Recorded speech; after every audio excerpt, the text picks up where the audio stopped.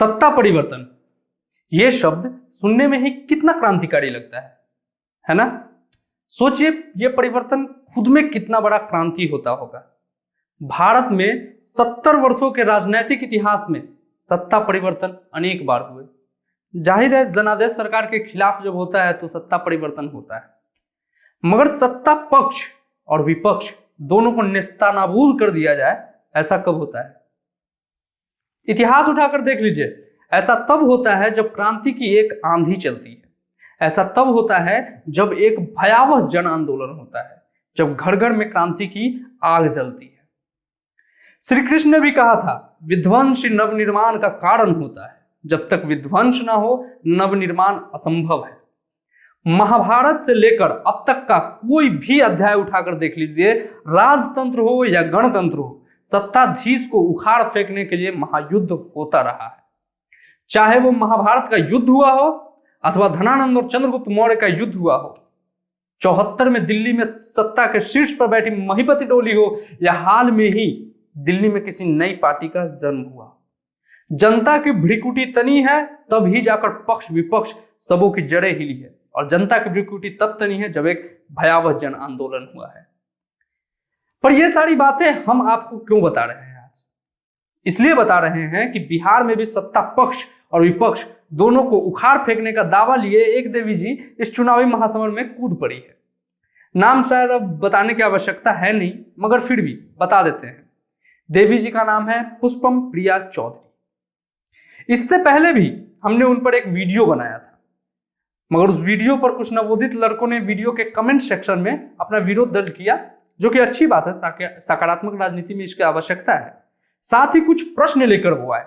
क्योंकि हम सबको बारी बारी से उत्तर दे नहीं पाते वहां, इसलिए इस वीडियो के माध्यम से उनको उत्तर दे रहे हैं। ठीक, ये भारत है। यहां अभिमानी और श्रेष्ठता जैसे विशेषण युक्त व्यक्ति कभी जनमानस को आकृष्ट नहीं कर पाए हैं कभी। ये भारत की जनता ही है। ये सादगी, सरलता और आत्मत्याग जैसे गुणों पर मर मिटती है। ये भारत देश है, पश्चिम नहीं। पश्चिम में योद्धाओं को पूजा जाता है, मगर यहाँ भारत में तपस्वियों की पूजा होती है। मैसिडोनिया में आज सिकंदर को पूजा जाता है और अरस्तु का नाम बाद में लिया जाता है, जबकि भारत में चाणक्य का नाम आज भी पहले आता है और चंद्रगुप्त उनके शिष्य के रूप में जाने जाते हैं। पुष्पम जी का मैंने इंटरव्यू देखा। उन्होंने कहा कि मैं पॉलिसी मेकर हूं, नेता नहीं। मैडम, आप नेता हो भी नहीं सकते, क्योंकि नेता जनता बनाती है।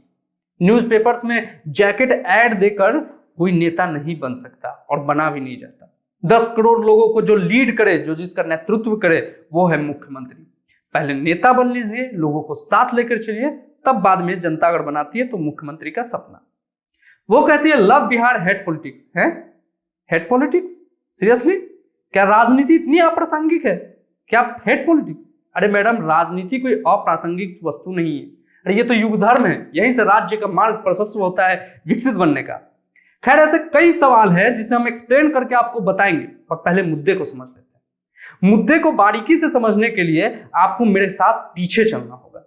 बिहार और देश के राजनीति में हलचल पैदा कर देने वाली 2 घटनाओं को पहले समझ लेना आपके लिए बेहद जरूरी है, जिसकी राजनीतिक जड़ें बिहार में थी। पहले हम आपको 1974 में लेकर चलेंगे और फिर 1990 और तब लेकर आएंगे 2020 में। तब आप समझ पाएंगे कि मुख्यमंत्री बनने के लिए सत्ता पक्ष और विपक्ष दोनों को उखाड़ फेंकने के लिए किन कवायदों की जरूरत होती है। सन 1974 में इंदिरा की सत्ता को उखाड़ फेंकने का आह्वान हुआ था। इसकी नींव बिहार में ही पड़ी थी। संपूर्ण क्रांति जयप्रकाश नारायण का विचार का वह नारा था, जिसका आह्वान उन्होंने इंदिरा गांधी की सत्ता को उखाड़ फेंकने के लिए किया था। लोकनायक ने कहा कि संपूर्ण क्रांति में 7 क्रांतियां शामिल है: राजनैतिक, आर्थिक, सामाजिक, सांस्कृतिक, बौद्धिक, शैक्षणिक व आध्यात्मिक क्रांति। इन 7 क्रांतियों को मिलाकर ही संपूर्ण क्रांति होती। इस लाइन को फिर से सुनिए और समझिए। जेपी बाबू ने कहा कि संपूर्ण क्रांति में 7 क्रांतियां शामिल है: राजनैतिक, आर्थिक, सामाजिक, सांस्कृतिक, बौद्धिक, शैक्षणिक व आध्यात्मिक क्रांति। इन 7 क्रांतियों को मिलाकर संपूर्ण क्रांति होती है। आप समझ रहे हैं ना? सत्ता से शून्य करने के लिए राजनीतिक क्रांति अनिवार्य है। पॉलिसी मेकिंग से सरकारें नहीं उखड़ती। पटना के ऐतिहासिक गांधी मैदान में जयप्रकाश नारायण ने संपूर्ण क्रांति का आह्वान किया था। मैदान में उपस्थित लाखों लोगों ने जात पात, तिलक, दहेज और भेदभाव छोड़ने का संकल्प लिया था। उसी मैदान में हजारों हजार ने अपने जनेऊ तोड़ दिए थे और नारा गूंजा था, जात पात तोड़ दो, तिलक दहेज छोड़ दो, समाज के प्रवाह को नई दिशा में मोड़ दो। संपूर्ण क्रांति की तपिश इतनी भयानक थी कि केंद्र में कांग्रेस को सत्ता से हाथ धोना पड़ गया था। क्या वो तपिश आज आपको बिहार में दिख रही है? जयप्रकाश नारायण वो थे जिनकी हुंकार पर नौजवानों का जत्था सड़कों पर निकल पड़ता था। बिहार से उठी संपूर्ण क्रांति की चिंगारी देश के कोने कोने में आग बनकर भड़क उठी थी। जेपी के नाम से प्रचलित जयप्रकाश नारायण बाबू घर घर में क्रांति का पर्याय बन चुके थे। जयप्रकाश नारायण के आंदोलन इतना प्रभावशाली था कि राष्ट्र कवि रामधारी सिंह दिनकर ने क्या तो अद्भुत रचना की उन पर। देखिए, इसे संयोग ही कहेंगे कि आज रामधारी सिंह दिनकर का जन्म दिवस भी है, जिस दिन ये रिकॉर्ड हो रहा है वीडियो।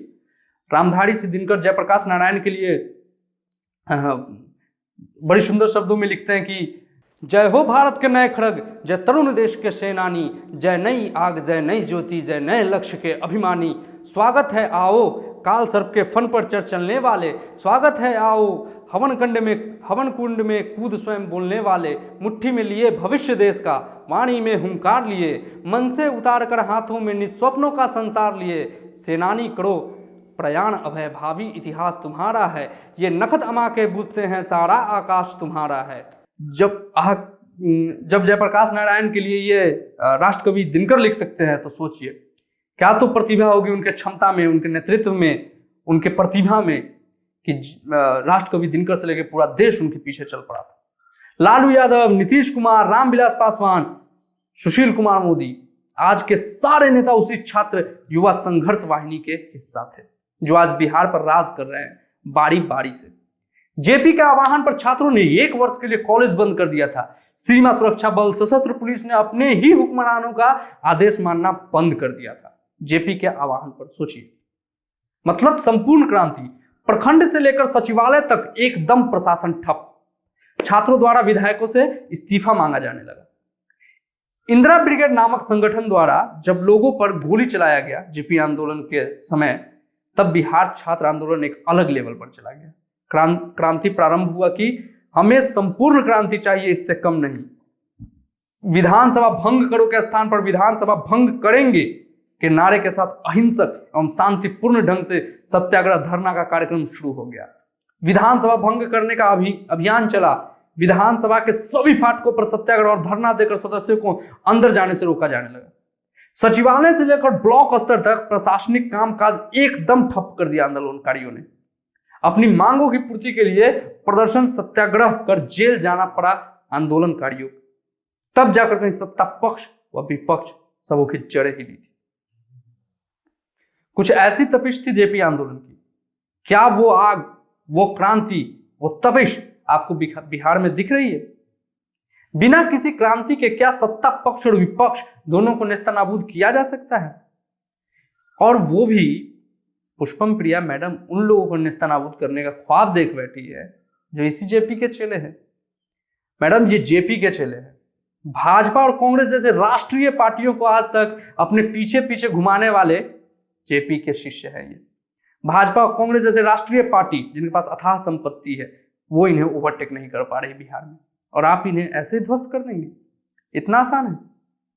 बिना किसी क्रांति के पॉलिसी मेकिंग का ढोल बजाकर आप इन्हें उखाड़ने का सपना देख रही है। कहानी सिर्फ इतनी ही नहीं है, इतना ही संघर्ष नहीं है मैडम। आगे सुनिए। आपको हमने 74 का वो आंदोलन समझाया जिसने इंदिरा की जड़ें हिला दी थी। अब ये समझिए कि उस जन आंदोलन से सत्ता पक्ष की सरकार को उखाड़ तो दी गई ही थी, मगर जेपी के ये शिष्य सत्ता में कैसे हैं? अब आप मेरे साथ 1990 में चलिए। 1990 में भी एक क्रांति हुई थी, लेकिन वो राजनैतिक गलियारों में हुई थी, पार्टी में अंदरूनी रूप से हुई थी। ये समझिए और इसे ध्यान से सुनिए, क्योंकि जो नाम आने वाला है वो न सिर्फ बिहार के सत्ता के शीर्ष पर बैठा, अपितु बिहार राजनीति की दिशा और दशा दोनों उसने बदल कर रखी। वो जिसकी धमक बिहार से दिल्ली तक के राजनीतिक गलियारों में गूंजती रही, वो नाम लालू प्रसाद यादव। समझिए इस कहानी को। नवंबर 1989 में लोकसभा चुनाव थे और लोकसभा चुनाव के महज 4 महीने बाद विधानसभा चुनाव थे। वर्ष 1989 के लोकसभा चुनाव से पहले लालू यादव ऊहापोह की स्थिति में थे। उन्हें बिहार सीएम की कुर्सी चाहिए थी और बिहार विधानसभा चुनाव अभी बहुत दूर थे। 4 महीने का समय था और इस अवधि के दौरान कई बाधाएं आ सकती थी, कई वफादारियां बदल सकती थी, बहुत से वादे किए जा सकते थे और तोड़े जा सकते थे। क्या गारंटी थी कि वो लोग उन्हें सिर्फ इसलिए मुख्यमंत्री बना देंगे क्योंकि वो विपक्ष के नेता थे? क्या गारंटी थी कि जनता दल को बिहार में बहुमत मिल ही जाएगा? लोकसभा परिणाम अधिक अपेक्षित था। मूड निश्चित रूप से राजीव गांधी के विरोध में जरूर था, कांग्रेस विरोधी जरूर था। वो ये भी जानते थे कि वीपी सिंह के फिलहाल सितारे बुलंद हैं, मगर लालू पीछे नहीं छूटना चाहते थे, वो सेफ खेलना चाहते थे। इसलिए पटना में प्रतीक्षा करते रहने के बजाय उन्होंने विपक्ष के नेता के पद से त्याग पत्र देकर छपरा से सांसद के रूप में दिल्ली जाना बेहतर समझा। वो छपरा से लोकसभा चुनाव लड़े, जीते और दिल्ली पहुंचे। दिल्ली में वीपी सिंह की सरकार बनी, उप प्रधानमंत्री बने देवीलाल चौधरी। लालू यादव दिल्ली में देवीलाल के दरबार में चक्कर लगाने लगे और देवीलाल के हिमायती बन गए, उनसे मित्रता हो गई। देवीलाल और लालू यादव में राजनीतिक दोस्ती की गांठ मजबूत हो गई धीरे धीरे। उधर बिहार में विधानसभा चुनाव हुए। 324 सीटों पर हुए इस विधानसभा चुनाव का परिणाम घोषित हुआ। तारीख थी 27 फरवरी 1990। जनता पार्टी 120 सीट जीतकर सबसे बड़ी पार्टी बनकर उभरी। सीपीआई को 22-23, सीपीएम को 6-7 के आसपास और झारखंड मुक्ति मोर्चा को मिली 19 सीटें। बाकी 30 निर्दलीय चुनाव जीते। वही 71 सीटें लेकर इंडियन नेशनल कांग्रेस दूसरे नंबर की पार्टी बनी। अब खेला यहां से शुरू हुआ। लाजी में चुनाव परिणाम को देखते ही लालू यादव की दिल की धड़कनें तेज हो गई थी। उन्हें मुख्यमंत्री बनना था, उनका सपना था। इसके लिए वो साम दाम दंड भेद सब कुछ करने को तैयार थे। जनता दल के सामने सबसे बड़ा प्रश्न यह था कि विधायक दल का नेता कौन होगा। जगन्नाथ मिश्र के बाद अब बिहार में अगला मुख्यमंत्री कौन होगा। लालू यादव ने अपनी दिल की बात उप प्रधानमंत्री देवीलाल को बताई और वो मुख्यमंत्री बनना चाहते हैं ऐसा उन्होंने उनके सामने अपनी इच्छा प्रकट की। मगर प्रधानमंत्री वीपी सिंह राम सुंदर दास को सीएम बनाना चाहते थे, इसलिए लालू यादव टेंशन में थे। 7 मार्च को वीपी सिंह ने दिल्ली से 3 पर्यवेक्षक को बिहार भेजा विधायक दल का नेता का चुनाव करने के लिए। जो 3 पर्यवेक्षक दिल्ली से पटना गए थे वो थे अजीत सिंह, जॉर्ज फर्नांडिस और सुरेंद्र मोहन। अजीत सिंह का नाम याद रखिएगा, ये महत्वपूर्ण है, आगे भी इनका जिक्र आएगा। अजीत सिंह चौधरी चरण सिंह के बेटे थे और मुलायम सिंह यादव के उत्तर प्रदेश के जो उस समय के सीएम थे उनके पर कुतरना चाहते थे। जब लालू यादव को इन 3 पर्यवेक्षकों के बारे में जानकारी मिली तो लालू यादव तनाव में आ गए, क्योंकि ये तीनों ही उनके विपक्षी थे, इनसे इनकी नहीं बनती थी। फिर क्या था, लालू यादव दौड़ते दौड़ते पहुंचे अपने आका देवीलाल के पास, राजनीतिक आका उस समय वही थे, और कहा कि साहब ये जो लोग 3 पर्यवेक्षक बनकर पटना जा रहे हैं, इनके रहते तो मैं किसी हालत में विधायक दल का नेता नहीं चुना जाऊंगा। ऐसे में तो रामचंद्र दास मुख्यमंत्री बन जाएगा, कुछ कीजिए हुजूर। लालू यादव ने फरियाद किया और फिर देवीलाल ने इस 3 सदस्यीय पर्यवेक्षक की टीम के साथ 2 और सदस्य भेजा। अब अजीत सिंह, जॉर्ज फर्नांडिस और सुरेंद्र मोहन के अलावा 2 और लोग अपॉइंट हुए इस टीम में। उत्तर प्रदेश के मुख्यमंत्री मुलायम सिंह यादव और तब के वीपी सिंह की सरकार के मंत्री शरद यादव। 7 मार्च को दिल्ली के एयरपोर्ट से हवाई जहाज ने उड़ान भरी और पटना पहुंचे। 5 सदस्यीय टीम पर्यवेक्षक पटना पहुंच चुकी थी। बिहार की जनता की धड़कनें तेज थी और इसके अलावे एक और व्यक्ति था जिसकी धड़कनें सबसे ज्यादा तेज थी, वो थे लालू प्रसाद यादव। फैसला हुआ कि विधायक दल के नेता का चुनाव वोटिंग प्रक्रिया से होगी। मुलायम सिंह यादव और शरद यादव के होने से लालू यादव को भरोसा था कि परिणाम उनके पक्ष में आएगा। उस चुनाव में 33 यादव विधायक जीत कर आए थे। लालू यादव को गुमान था कि ये 33 विधायक उनके पक्ष में रहेंगे और साथ ही 2 नेता उन्हें जबरदस्त मदद कर रहे थे इसमें। उनमें एक थे कुर्मी के नेता नीतीश कुमार, बड़े नेता थे, और दूसरे राजपूतों के नेता जगदानंद सिंह। इन दोनों ने चुनाव के पहले से ही अपनी बाजियां चलनी शुरू कर दी थी। नीतीश कुमार जेपी के चेले थे और उन्हें बड़ा जमीनी पकड़ था बिहार का। उन्होंने 108 सीटें बांटी थी, जिसमें 68 विधायक जीत कर आए थे। लालू यादव को गुमान था कि ये 68 और जो यादवों के विधायक है ये सब उन्हें नेता चुन लेंगे, मगर हुकुमदेव नारायण यादव और अनूप यादव ने लालू यादव का विरोध कर दिया। अब लालू यादव की टेंशन और बढ़ गई। अब लालू यादव के लिए जो देवीलाल को करना था वो तो कर चुके थे, अब देवीलाल इसमें कुछ नहीं कर सकते थे। विधायकों को चुनना था विधायक दल का नेता। लालू यादव बहुत टेंशन में थे। तब उन्हें एक नाम सूझा जो उनकी मदद कर सकता था। लालू यादव को जैसे ही उसका नाम याद आया, उसने तुरंत उन्हें कॉल किया। 7 मार्च की शाम थी जब लालू यादव ने उन्हें कॉल किया और मदद मांगी। लालू ने जिससे मदद मांगी वो व्यक्ति था जिसे युवा तुर्क के नाम से जाना जाता था। वो व्यक्ति था जो प्रधानमंत्री रहते हुए सार्क सम्मेलन में अपने ठेठ देहाती भाषा में, हिंदी में भाषण देकर देशवासियों का सीना चौड़ा कर दिया। वो व्यक्ति था जिसने पूरे जीवन बेबाकी से अपनी राय रखी, सच को सच कहा और झूठ को झूठ, जिसने जेपी आंदोलन के समय कांग्रेस में होते हुए जेपी के आंदोलन को भरपूर समर्थन देकर अपना विरोध दर्ज किया था कांग्रेस में। गजब का विद्रोही नेता जो आजीवन कहता रहा कि मुझे कैद करो या मेरी जुआ को बंद करो, मेरी सवाल को बेड़ी कभी पहना नहीं सकती। जी हाँ, सही समझ रहे हैं आप। चंद्रशेखर नाम था उस कद्दावर व्यक्ति का जिससे लालू यादव ने मदद मांगी। वैसे तो लालू यादव खुले मन से जबरदस्त विरोध किया करते थे चंद्रशेखर का, मगर समय मिलते ही उनके पास जाकर उनके आवास पर देहाती भाषा में, भोजपुरी में उनसे बतियाया करते थे। लालू ने चंद्रशेखर को फोन करके लगभग समझिए तो रोते हुए उनसे शिकायत करने लगे, साहिब यह प्रधानमंत्री वीपी सिंह हमारी सभी राजनीतिक संभावनाओं का नाश करने पर तुला हुआ है, कृपया हमारी मदद कीजिए, वरना वीपी सिंह ये अपना आदमी को बिहार का मुख्यमंत्री बना देगा। चंद्रशेखर उन दिनों वीपी सिंह से इतने खफा थे कि उन्होंने लालू यादव की मदद करने की ठान ली, या यूं कहें कि वो चंद्रशेखर ही थे जिसने लालू यादव को बिहार की राजनीति में सत्ता के शीर्ष पर बैठाया। चंद्रशेखर ने अपने चेले रघुनाथ झा को कॉल लगाया, जो तब शिवहर से सांसद थे, और सारा मामला समझाया, और वहीं से खेला प्रारंभ हुआ, वहीं से खेला शुरू हुआ लालू यादव का सत्ता के शीर्ष पर बैठने का। अब विधायक दल के नेता के चुनाव में 3 दावेदार थे, राम सुंदर दास, लालू प्रसाद यादव और रघुनाथ झा। रघुनाथ झा चंद्रशेखर के उम्मीदवार के रूप में दौड़ में शामिल हो गए थे। निस्संदेह में मुख्यमंत्री पद के गंभीर उम्मीदवार नहीं थे, पर वो वहां तो सिर्फ विधायक दल के वोटों का विभाजन करने आए थे ताकि लालू यादव को फायदा हो जाए। 7 मार्च की रात जैसे तैसे कटी। 8 मार्च को पूरा दिन पटना के राजभवन में गतिविधियां होती रही।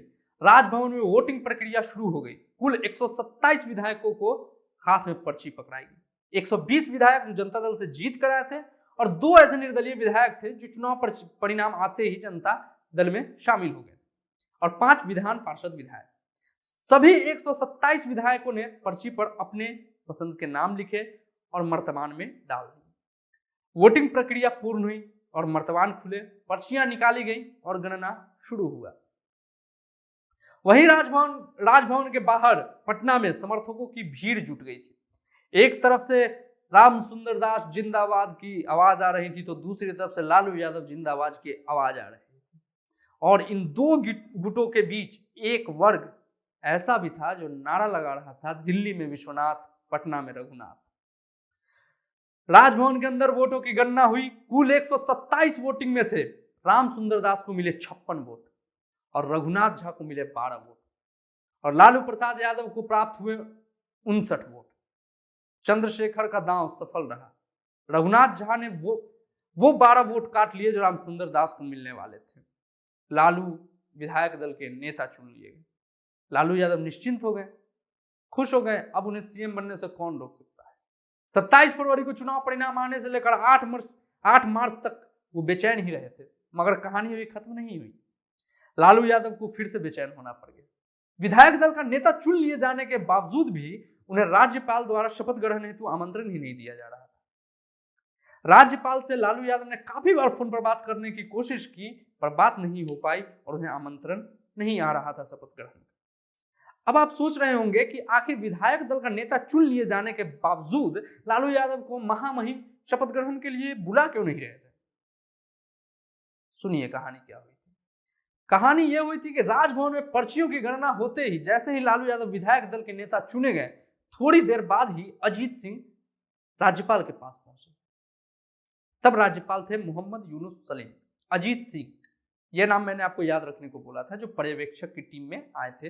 वीडियो के शुरुआत में ही मैंने बोला था। चौधरी चरण सिंह के पुत्र थे अजीत सिंह, जिसे पर्यवेक्षक की टीम में शामिल करके वीपी सिंह ने बिहार भेजा था। अजीत सिंह जानते थे कि वीपी सिंह रामसुंदर दास को सीएम बनाना चाहते थे, इसलिए उन्होंने अपनी तरफ से वीपी सिंह को खुश करने के लिए एक दांव खेला। उन्होंने मोहम्मद यूनुस सलीम से कहा कि प्रधानमंत्री बिल्कुल भी नहीं चाहते कि लालू यादव सीएम बने, इसलिए इस परिणाम के बाद वो आपसे शपथ ग्रहण से पहले मुलाकात करना चाहते हैं, आपसे बातें करना चाहते हैं। इसे आपातकाल बैठक समझे आप। मोहम्मद यूनुस सलीम ने सोचा कि प्रधानमंत्री जी का शपथ ग्रहण से पूर्व शायद मेरे से मिलना बेहद जरूरी है, वो अजीत सिंह के थ्रू मुझे मैसेज भेज रहे हैं। उन्होंने फौरन से पेशतर दिल्ली जाने की तैयारी कर ली। उधर लालू यादव को यह खबर लग गई कि राज्यपाल दिल्ली के लिए रवाना होने वाले हैं। लालू यादव ने सोचा कहीं फिर से पासा न पलट जाए। उन्होंने आओ देखा न ताओ, तुरंत ड्राइवर को गाड़ी निकालने को कहा और जिस कपड़े में थे उसी कपड़े में राजभवन की ओर निकल पड़े। राजभवन पहुंचते ही उन्हें पता चला कि थोड़ी देर पहले ही महामहिम यहां से एयरपोर्ट के लिए निकल चुके हैं। भगाओ भगाओ रे गाड़ी भगाओ, हवाई अड्डा की तरफ जल्दी। लालू ने गाड़ी में बैठते हुए ड्राइवर को आदेश दिया। ऐसा कहा जाता है, लोग कहते हैं कि लालू यादव पूरे रास्ते ड्राइवर पर चिल्लाते रहे, जोर लगाओ रे, एक्सीलेटर दबाओ रे, और लालू यादव खोदते रहे ड्राइवर को। एयरपोर्ट तो पहुंचे लालू यादव, और तब तक देर हो चुकी थी। मोहम्मद यूनुस सलीम की फ्लाइट उड़ान भर चुकी थी पटना से दिल्ली के लिए। लालू यादव ने तुरंत ही दिल्ली फोन घुमाया और देवीलाल को पूरे घटनाक्रम से अवगत कराया। उन्होंने कहा कि बताइए आपके राज्य में क्या हो रहा है। एक चुनकर आए हुए विधायक दल के नेता को शपथ नहीं दिलाया जा रहा है। देवीलाल को यह पता लगते देर नहीं लगी कि यह सब किया कराया अजीत सिंह का है।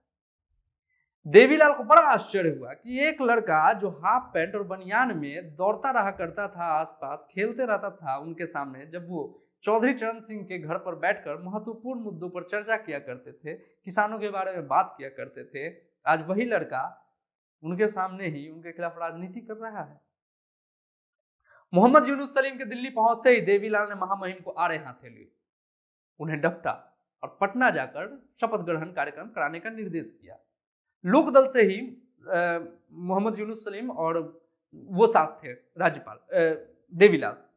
तब जाकर राज्यपाल पटना वापस आए और फिर 10 मार्च 1990 को लालू यादव ने बिहार के मुख्यमंत्री के रूप में शपथ ली। पटना राजभवन के बाहर शपथ लेने वाले पहले मुख्यमंत्री बने लालू यादव। उन्होंने पटना के विशाल गांधी मैदान में शपथ ली, वह स्थान जहां उन्होंने 16 साल पहले जेपी की छाया में राजनीति की दीक्षा शिक्षा ग्रहण की। वहां जहां से उनकी राजनीति निर्धारित हुई थी, उस शपथ ग्रहण समारोह में लालू यादव के निकट उस व्यक्ति की प्रतिमा थी जिसे खुद नहीं पता था कि एक दिन उनका यह शिष्य बिहार राजनीति के दिशा दशा व्यवस्था सबको पलट कर रख देगा। वहां जयप्रकाश नारायण की प्रतिमा थी। अब शायद आप समझ गए होंगे बिहार की राजनीति को इन दो मुद्दों से कि कैसे 1974 में लगी आग से निकला एक चिंगारी 1990 में मुख्यमंत्री का रूप पकड़ता है और शपथ लेता है। 16 साल का संघर्ष, और पुष्पम जी ऐसे ही सीएम बनने का पाप पाल बैठे। सत्ता पक्ष और विपक्ष दोनों को उखाड़ फेंकने के लिए जो क्रांति की आवश्यकता है, क्या वो क्रांति बिहार में अभी दिख रही है? और पुष्पम जी उसे उखाड़ने की बात कर रही है। जिनके पास राजनीति के एक लंबा अनुभव रहा है, उन लोगों को, जो कांग्रेस और बीजेपी जैसे राष्ट्रीय और व्यापक पार्टियों को आज भी अपने पीछे रखती है। अब पुष्पम जी ने जो अपने इंटरव्यू में कहा, जरा उस पर भी बात कर लेते हैं। मैडम कहती है कि वो चिराग पासवान, तेजस्वी यादव, पप्पू यादव इन लोगों को नहीं जानती, इन्हें फॉलो तक नहीं करती है या देखती ही नहीं है। अरे मैडम, आप ऐसे ही मुख्यमंत्री नहीं बनेंगे। मुख्यमंत्री बनने के लिए आपको इन सबको हराना पड़ेगा। प्रतिद्वंदी के हर दांव पर जो नजर रखता है वही सिकंदर बनता है। ऐसे में तो आप फेल हो जाएंगे, ऐसे बनिएगा सीएम।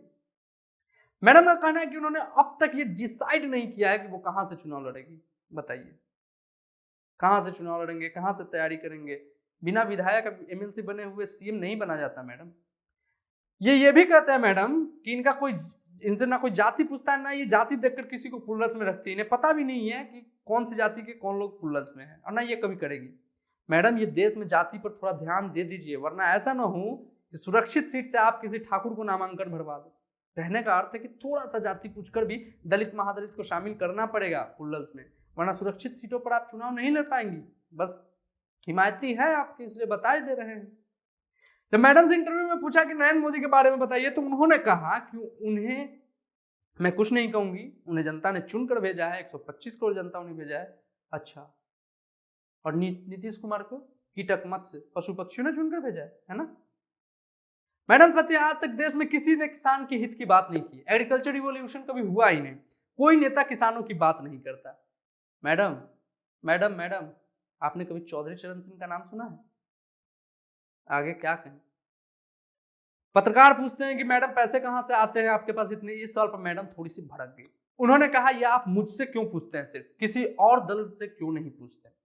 बाद में फिर मैडम ने कहा कि क्राउड फंडिंग से चलती है पार्टी। तो क्या जैकेट एड सभी अखबारों में जो आया था वो करोड़ों रुपए भी क्राउड फंडिंग से आए थे? पर तब तो आपने प्लूरल्स स्टार्ट भी नहीं किया था, लोगों को पता नहीं था।